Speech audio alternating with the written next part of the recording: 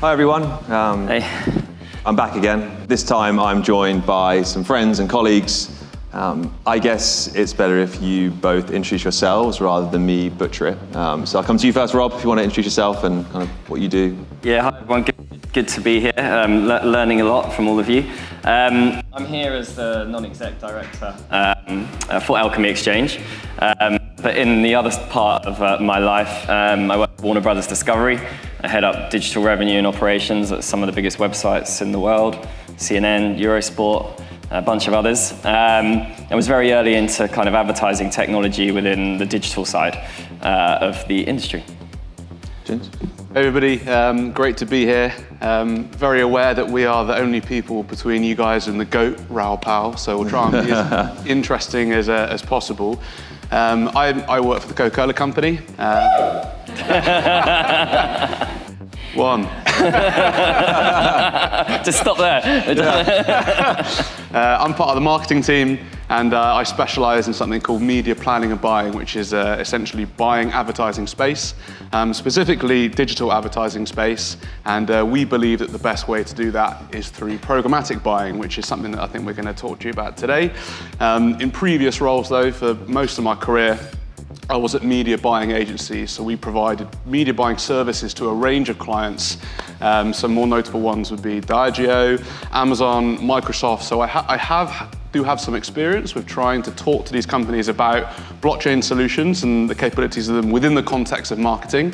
So hopefully I'll be able to bring some insights for you guys today. Hopefully they'll be interesting. I guess that's up to you. But yeah, good to be here.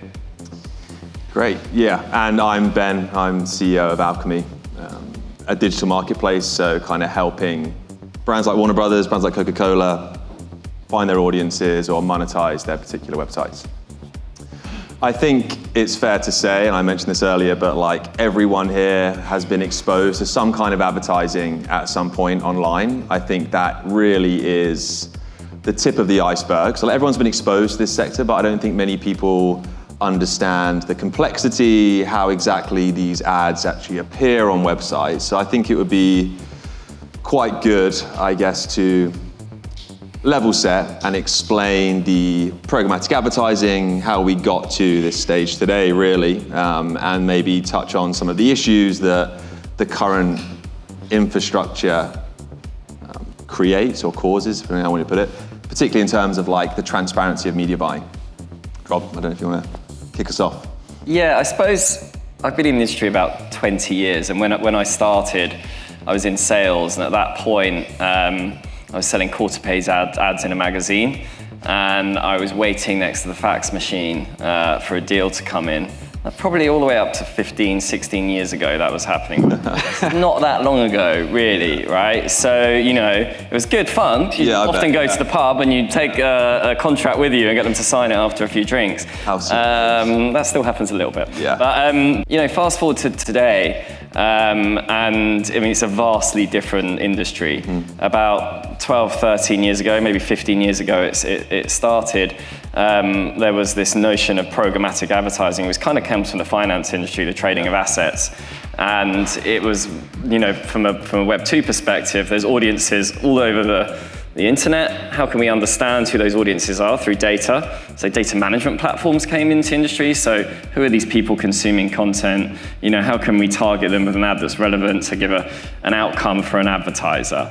So, you know, I remember, you know, embracing this technology as a salesperson, just saying, hey, I'll do it. But what it meant on, you know, from a sort of protective side for the industry, was like, well, we didn't need a load of salespeople anymore. It was kind of like, well, actually, you know, I remember telling a lot of executives at a company I worked at, I could sell 3 billion ads with 3 people. And some of them were like, isn't that kind of our job? And actually, but what's happened is actually the whole industry's got a lot smarter. So, I'm a sales leader, but I run a huge amount of different technologies, ranging from these programmatic trading platforms where we trade audiences, to AI tools that are understanding what our audiences are consuming and kicking out sentiment of articles or videos. But ultimately, I'm a salesperson monetizing these environments. So what has happened? The whole industry's got smarter, and actually, the salespeople are still here. They're just doing something else, right? They're actually just selling content-led sponsorships, branded content, which is like videos that companies we may make for brands. So the industry's just changed, and actually, I think everyone's got smarter. I think people have got paid more because of that as well. Yeah. And I suppose and up to 80% of revenue in the ad industry is traded like this, in digital ad revenue in certain markets. So that's not that long ago. So in the context of what's happening here, I suppose, don't think that these Web2 or these huge corporates aren't interested in this side of the industry, because actually there are problems with all of that. There's a lack of transparency of how these ads get traded.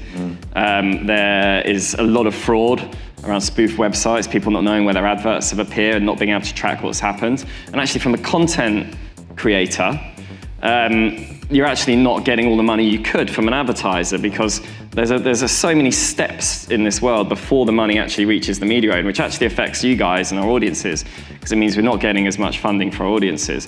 So blockchain, clearly, we'll get into it further, but blockchain clearly has some applications there. So, it's a case of making sure that, as I suppose on the corporate side, you're understanding what the capabilities are, and that you guys are talking to us and making us learn and understand.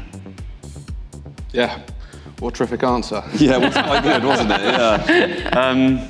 I was going to take maybe a different angle. Yeah, please do, yeah. For level setting and maybe how I've seen things evolve from the perspective of the buyer. And it would be just a quick 60-second sort of history lesson, won't labour it, but I think it can even sort of go back to the dot-com bubble, where investment was ploughing into websites like pets.com, for example, right? That sort of promised to deliver products or whatever.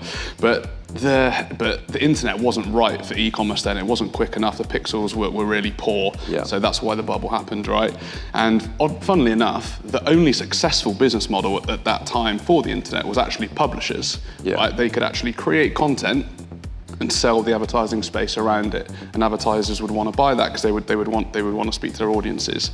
And it was a simpler time back then because there was a smaller number of websites that you would want to advertise on, because that's where the majority of the traffic was.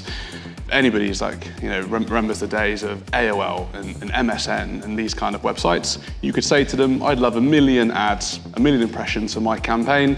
You give them a tracker. At the end of the campaign, you would reconcile how many ads were served, and then you'd move on. Brilliant, simple. I think that a number of things happened to take us up to the modern day, where we are now. Probably one of the most impactful was Steve Jobs launching the iPhone in 2007. Putting the internet in everybody's pocket on a phone, mobile traffic exploded, and the number of websites that we have available to us to buy advertising on is in the hundreds of thousands. So no longer could you really just go to 1, 2, or 3 sales teams and give them 1, 2, or 3 trackers, right? You have hundreds of thousands of websites you want to buy across, and you can never talk to hundreds of thousands of sales teams, provide hundreds of thousands of trackers on a campaign-by-campaign basis. So enter programmatic, basically, which is what we're going to talk about today. 2 sides to that ecosystem.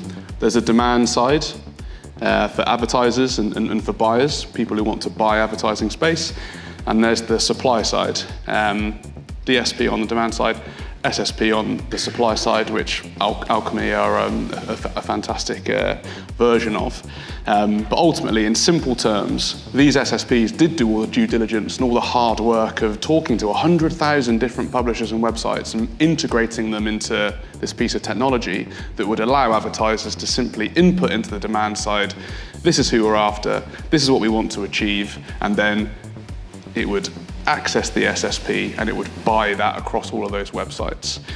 I guess within that though, you can potentially see some challenges with the idea that you give an SSP £1 million and say, this is where we want it to go, without having full transparency and full access and full understanding of whether or not that did actually happen.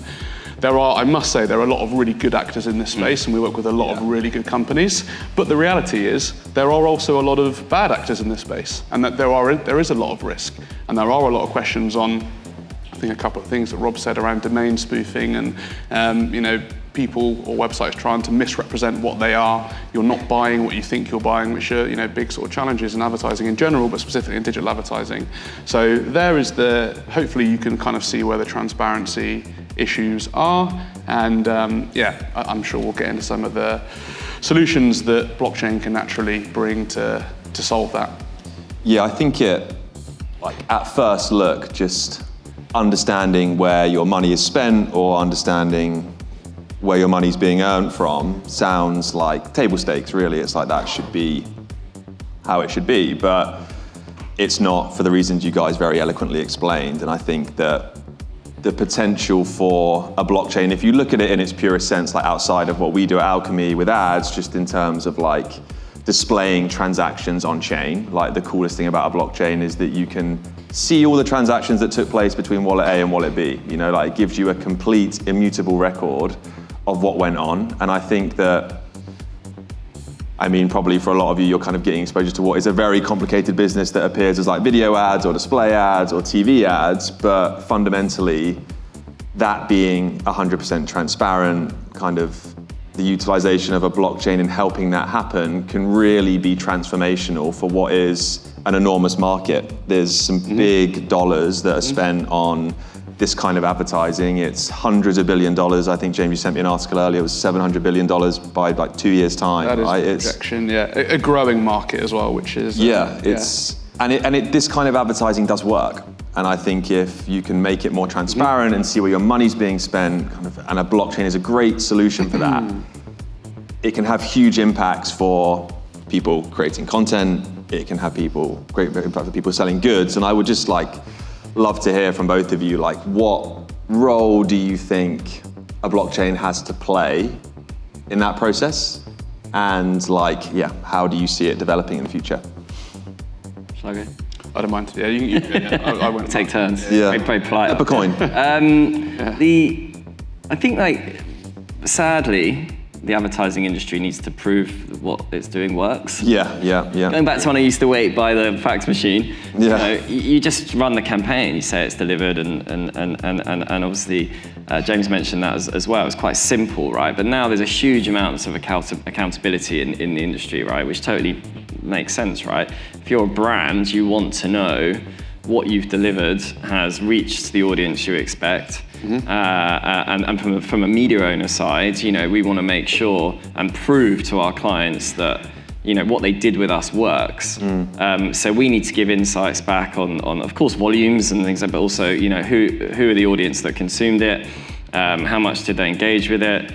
Perhaps if it was across social, what the sentiment was on a video that we might have posted, so you can understand the emotions around, people having on perhaps a video to do with the Olympics. We had the Olympics rights at Warner, so we did a lot of Olympics content. Stuff like that is giving a lot of value back to the brand.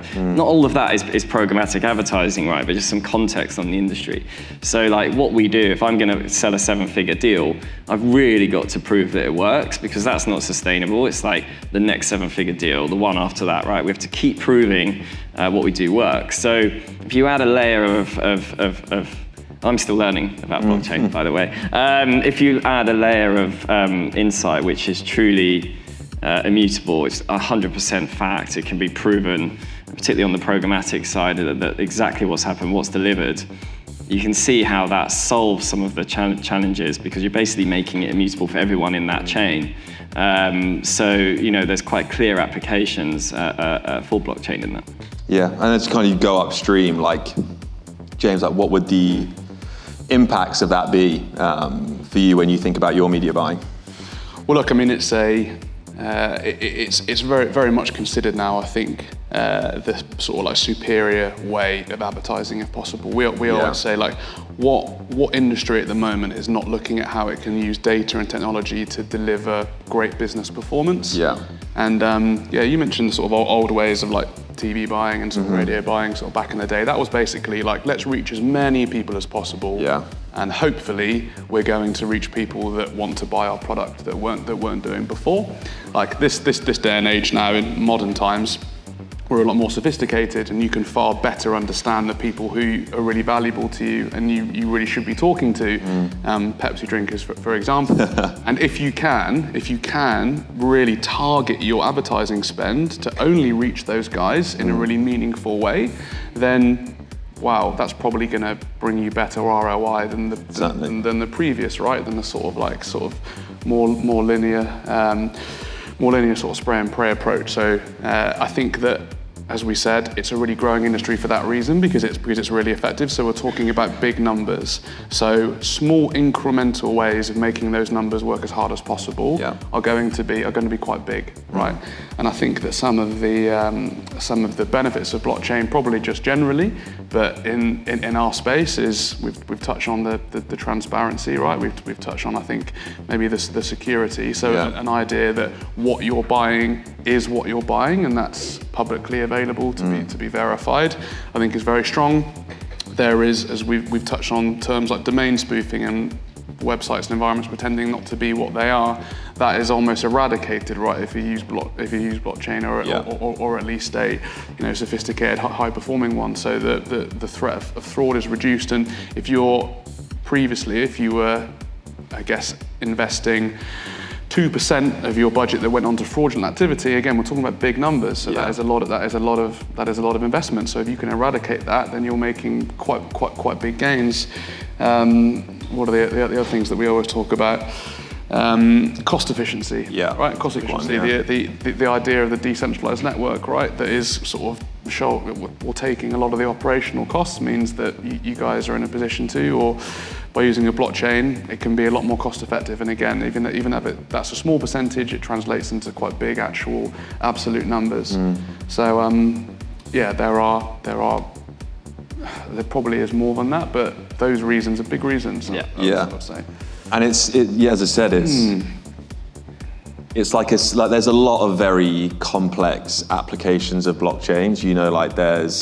And like very financially heavy ones. You like derivative markets, DEXs, lending, like really financially driven stuff that blockchains are great for. But equally, just reiterating what you said, really. But go for it. Yeah, it was good. The transformation, just understanding what goes on with your media buying, with your revenue generation, I don't think can be understated enough. And it does then, at least at Alchemy, like when you're looking to bring those dollars on chain for the first time, that's like a large off-chain liquidity pool when you think about it, that currently has no real mechanism to be on chain. So like using that to provide a benefit for people like yourselves that have an issue with the way the current existing system works, kind of gives birth to what can be some cool amalgamation of like DeFi and advertising, because you're bringing dollars that were never on chain, and there's cool stuff you can do with that, as demonstrated by the blockchain in the financial sector. Like this is just another sector. It trades very similarly. You bid and you sell. Like the order books look very similar, but fundamentally, step one is let's figure out what's going on. Let's prove that that's what happened. Let's provide more value for the people that have those problems, and then see where that takes us. Now me, are painting quite a rosy picture on like the adoption. I think that I've said this before, but like brands that have lasted the test of time, like the guys you guys work for, like you don't just jump into the newest fad. Like you need to be considered about your approach and make sure it makes sense. Like as people that probably are very big fans of blockchains, like what do you guys think is like the things that you need to be wary of? Like how does Web3 or blockchain as an industry need to act or behave to have it be taken more seriously or adopted more quickly by massive brands that have been around for a very long time? Yeah, I mean, there's a reason why, we often get called like legacy brands, right? Yeah. But these legacy brands are the people that actually have kind of disrupted the way that we kind of tend to live our lives day to day, or information that we get.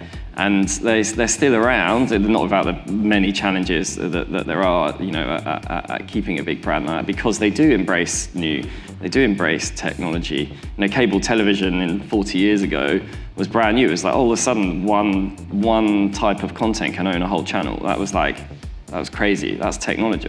So, ultimately, then fast forwarding today, as we're talking about programmatic being embraced 15 years ago, the industry's embraced it, and I think it gets embraced when it's kind of at a point of trust. Although there's naturally, we all have labs and we all have like innovation hubs, and I run a lot of the innovation of what I do in my other job.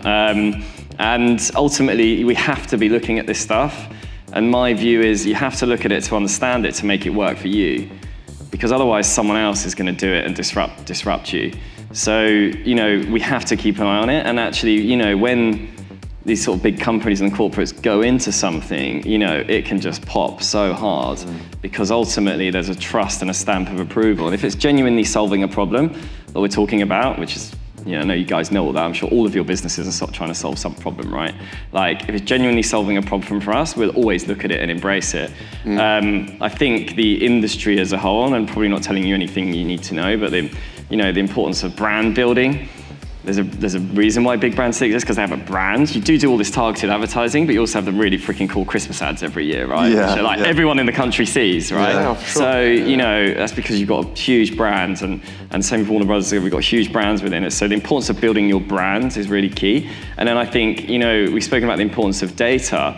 Any narrative you have when you're going to a corporate, and I'm sure all your pitch decks or whatever, just make sure that it's backed up with data and facts. And if someone picks into it, or perhaps they've got a friend that is like really like a real expert, and they just go, hey mate, look at this, and they go, actually this bit's not true, then the whole thing kind of falls down. So I think, trust, building brands, and making sure that you're using data whenever you're talking to big companies about what you can solve for them, and facts. A lot of that sounds quite obvious, but that side, will make people on the corporate side feel more comfortable. Yeah, I think, and like the Web3 has a very quick pace, and I think there's something to be said for being a bit more patient, working slowly, proving that technology works. I think that is important, because many people have made many promises about what blockchain can do and how it can do it, but you need to be cautious. You need to make the right decisions and move at the right time, and move when there's eyeballs there, because that's when technology makes sense for brands that are like, they're not a particular technology brand. It's not a Web3 brand or a Web2 brand. It's just like a persistent brand that's used the right technology at the right time. I think that's super important. I don't know what you think, James, but yeah, I'm quite keen to talk about three things: language, performance, and testing. And I haven't actually had too many interactions with blockchain companies, Web3 companies. It's actually mainly been you guys within the context of marketing. Certainly, yeah. But I have effectively pitched and talked about blockchain capabilities to a variety of clients, and I guess these are just sort of some things that I think have been quite helpful in that process. If any of you guys might be doing that, when it comes to language, I think it's you need to be sort of quite choiceful of the language that you use, and also sort of like maybe take a time to unpack a term if it might not be something that the other party is familiar with. And I typically try and separate blockchain, Web3, and cryptocurrency if I can.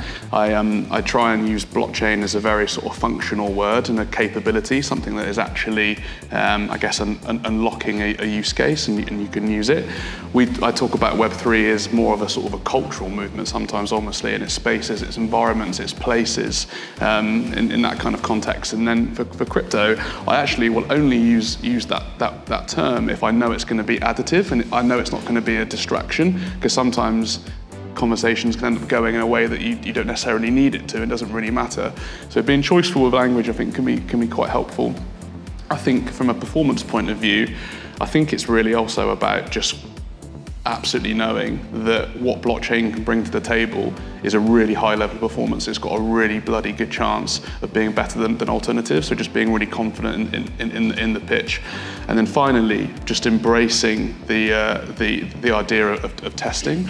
Specifically in marketing, and it might be the same in other industries, people are very welcome and will embrace testing new things and seeing if things can be done better. There will often be a pot of budget for any campaign that you can put towards trialing new solutions, and if they're great, you can scale them up. So maybe what I'm saying there is you don't need to necessarily need to go for massive, huge deals all the time. You can be quite comfortable with just proving, to Ben's point, proving efficacy, proving that your performance can deliver in the way that you know it can, and then going from there. So that's to your point, I guess, on the slow sort of incremental gains, which maybe is more true of our industry than others, but certainly I think some good advice from what I've seen in my experience. Can I just? Yeah. I just want to pick up on the language bit there. I mean, I've spent a lot of time with this guy, telling him not to confuse me, and like You're still working on it. Still working on it, yeah. But like the language is really important. But I'd also add like a layer of education. Like it's like a privilege for me to be here with you all because you're helping me learn, right? So that makes you valuable. So if you can be an educator to someone you're selling to or someone you're looking to work with, in a way that doesn't make them feel stupid, right? See, the media industry is full of big egos, right? We're all quite sociable, we all love what we do, but there's also big egos and people don't like to be confused. But if you can be like a really good partner in educating them on your world, then you become really valuable and you're kind of selling to them through educating them. And I think that is really, really important and a big opportunity. Yeah, James and I were actually talking about this last night, but I feel very fortunate that I get to have conversations with you both about what is like a revolutionary new way to approach infrastructure to solve problems in the real world. Like, I'm in a fortunate position. I think there is a responsibility on me and Alchemy as a business to wield that power wisely, like use it for solving an actual purpose, like helping keep the internet ad funded by making the rails much more efficient and like do a better job. Not to say that other tech companies have done a bad job, but like do a better job given that we now have access to technology that allows us to do a better job and provide more revenue, like provide more insights and transparency in what you're buying, like just wield that power carefully and not be, what's what I'm looking for? It doesn't matter, but like not be reckless with it, like there is responsibility. We have the opportunity to solve some massive issues and keeping the internet free, and that's an important job that we need to do. So I think unless you guys have anything more to add, I thoroughly enjoyed that. It was a brilliant conversation. I look forward to working with you both much more closely in the future. Well, just to say it's been a pleasure. Yeah, thanks very much for having me, Ben, Alchemy team, Rob. It was great. Awesome. Pleasure. Thank you very much. Hope that was educational. Thanks. Cheers, everyone.